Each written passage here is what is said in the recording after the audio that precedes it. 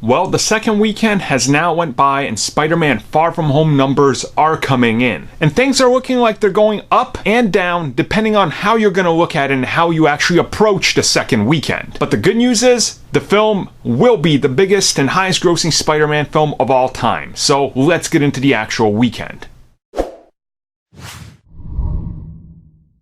So after a massive opening in its first 10 days, I don't think anybody was doubting the power of Spider-Man anymore, and that character within the MCU. Now with the second weekend, which is a little bit weird, which I'll talk about, the film has made $45.9 million, falling about 51% from its opening weekend. Now there's a lot of confusion with this depending on which website you look at because of the confusing release of it. Because if you guys remember, and we talked about this prior to the release of the film, it opened up on a Tuesday. Some places were playing it on a Monday.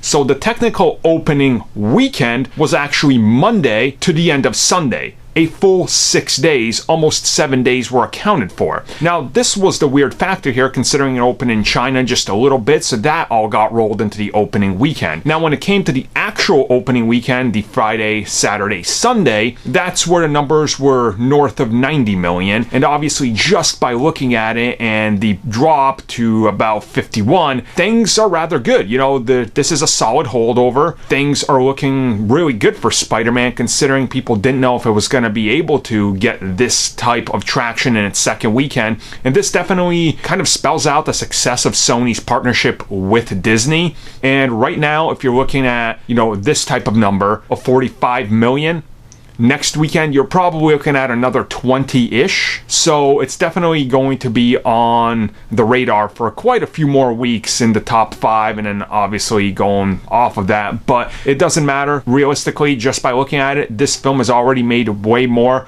than a lot of people anticipated it was going to do in the first month. So things are looking good. Now, the only real thing it has to go up against is Lion King, which is catering to a different audience to a degree, so it's looking really good. Looking like Spider-Man is definitely gonna be somebody that sticks around for quite a while when it comes to box office dominance, but who knows where things could go south. I mean, they did for Amazing Spider-Man, so you never know, but so far it's looking good.